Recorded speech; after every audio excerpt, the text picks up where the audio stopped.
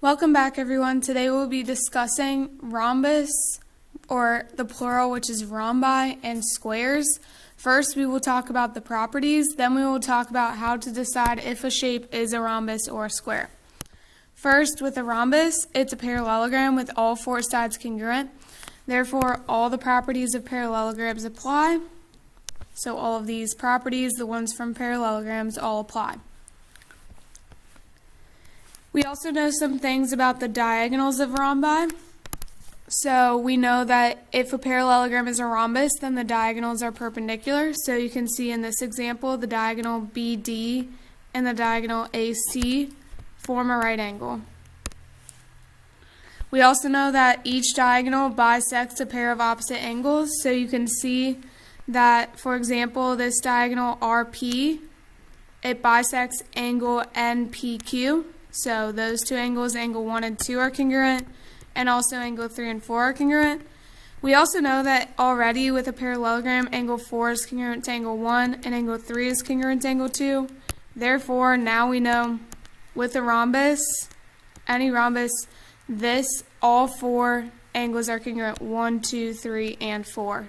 Same goes for 5, 6, 7, and 8. All four of those angles are all congruent.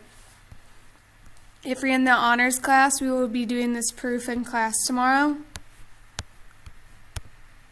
Let's talk about how to use this in a problem. So it says the diagonals of a rhombus FGHJ intersect at point K. Use the given information to find each measure or value. First, it says the measure of angle FJH, let's find that, is 82. We want to find the measure of angle KHJ. So that's this angle here. Now let's think about it. We know angle KHJ is congruent to angle KFJ. And so I could look closely at triangle FHJ. I know that the sum of the angles of a triangle have to be 180 degrees. I'll just call these X to make it easier. So I know 82 plus 2X must equal 180 degrees. So in order to solve this equation, I'll subtract 82 on both sides, then divide both sides by 2. So since that's the value of X, I know that's the measure of angle KHJ.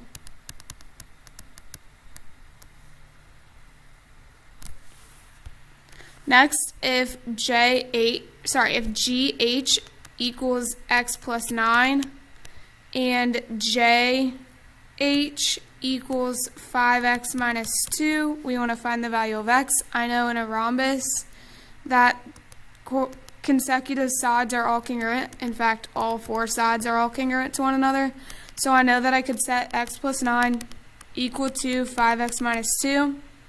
To solve this, add 2 on both sides, subtract X on both sides, and finally divide both sides by 4.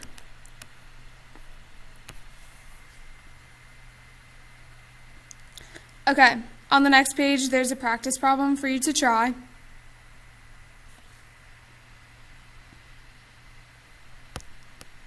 Here are the correct answers. Now we're going to talk about a square.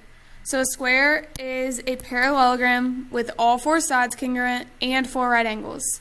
Remember, a parallelogram with all four sides congruent is the same as a rhombus, and a parallelogram with four right angles is a rectangle. Therefore, all the properties of parallelograms, rectangles, and rhombi all apply. I listed them here for you so that you can have a quick refresher. Please write them down as necessary. So a square has a ton of properties, guys. Let's talk about figuring out whether a quadrilateral is a rectangle, rhombus, or square. So here's how we can tell whether a parallelogram is a rhombus or not. So if the diagonals of a parallelogram are perpendicular, then we know it's a rhombus. So for example on this, since it shows us that KM is perpendicular to JL, we know the diagonals are perpendicular, we'll know that JKLM is a rhombus. We also know that if one diagonal of a parallelogram bisects a pair of opposite angles, then it is a rhombus as well. And if one pair of consecutive sides of a parallelogram are congruent, then it has to be a rhombus. Notice in all of these cases, you have to first show that it's a parallelogram before you can do one of these properties to show that it's a rhombus. In order to show that a quadrilateral is a square, it has to be both a rectangle and a rhombus. So you could show that it's a rhombus using one of these three properties, and you could show that it's a rectangle by either showing it's a parallelogram with 4 right angles, or it's a parallelogram with the diagonals that are congruent. So here's a quick summary of how to identify quadrilaterals. First, you'll want to check, is it a parallelogram or not? You can check any 4 of those properties. Then you can check if it's a rectangle.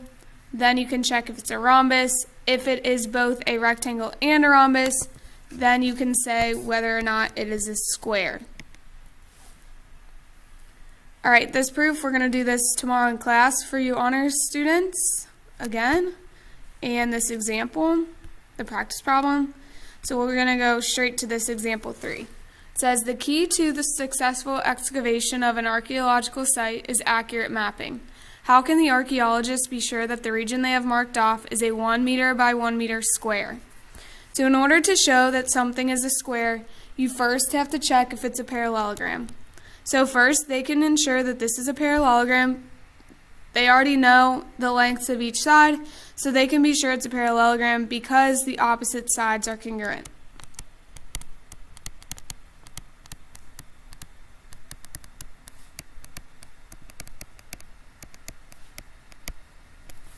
Next, in order to show if it is a rectangle, they would either need to show that there are 4 right angles here, or they can check if the diagonals are congruent. So we can tell them to check the length of BD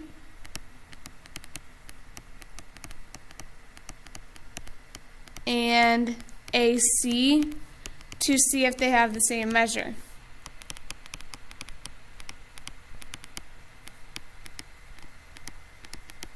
If BD equals AC, then it is a rectangle.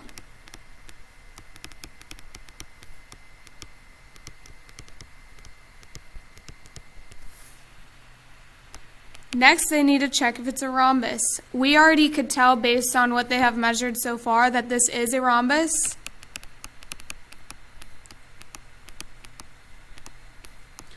Because we already know it's a parallelogram, and it's a parallelogram with consecutive sides congruent. If you look at any 2 sides in a row, for example, BC and CD, they're the same measure. Those are called consecutive sides with the same measure, so we know that it's a rhombus.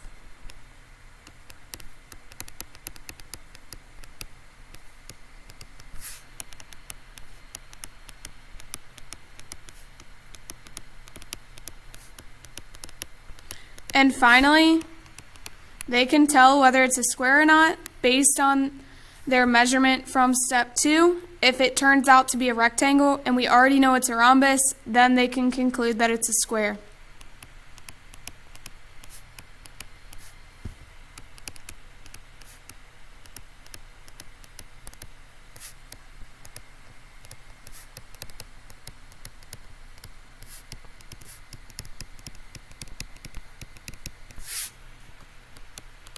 So if it is a rectangle and a rhombus, then it's a square.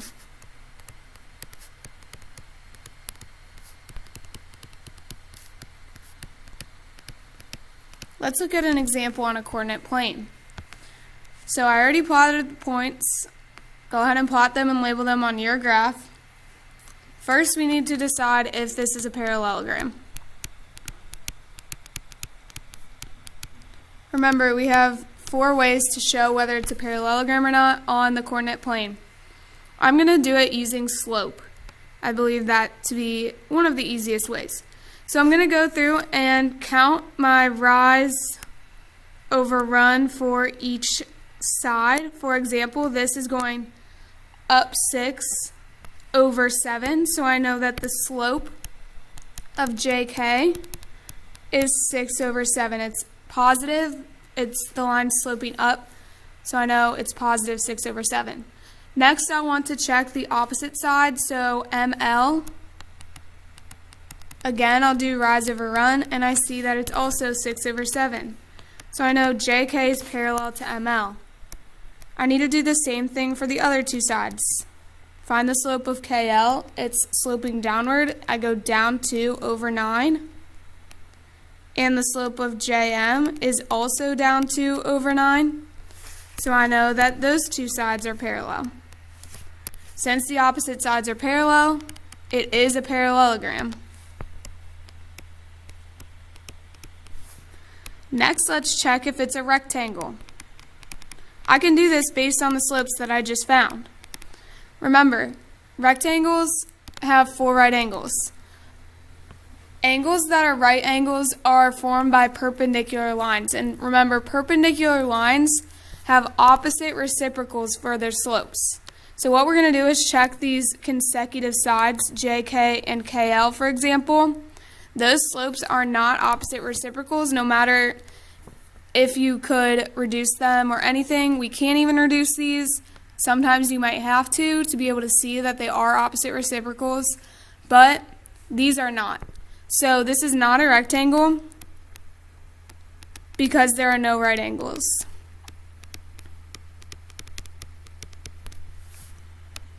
So based on that, I can already know my conclusion for whether it's a square or not. Remember, if it's not a rectangle, it's impossible for it to be a square. Next, let's check if it's a rhombus, though. It could still be a rhombus. So what I could do for the rhombus is check the length of 2 consecutive sides. I'll check the length of JK by drawing this right triangle. I see that these are lengths of 6 and 7. Hopefully you're noticing by now the patterns that come between slope and the lengths of these sides of the triangle. So I know JK is a square root of 6 squared plus 7 squared. And let's also check the length of KL. So I'll do that by drawing another right triangle. This one has legs of 2 and 9. Again, hopefully you're seeing the connections here between the slope.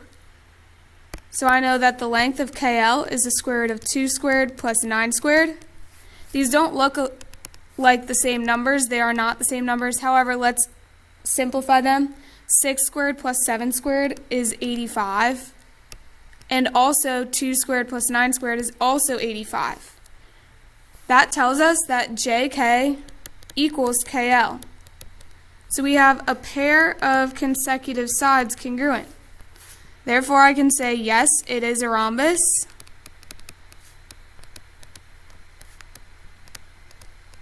Because it's a parallelogram with consecutive congruent sides.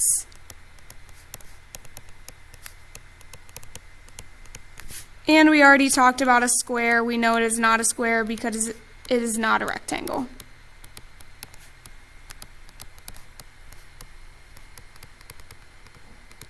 We just need to go back and add in, this is a yes because opposite sides are parallel. Remember, it said explain, so you need to make sure you explain it fully. Okay, try the practice problem on the next page.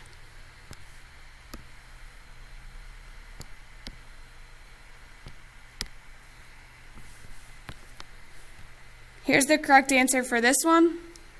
And finally, I want you to reflect on this question. I gave you a graphic organizer. I want you to fill it in for the parallelograms, rectangles, squares, and rhombi. Tomorrow we'll be talking about trapezoids and kites. Look forward to seeing you then. Bye.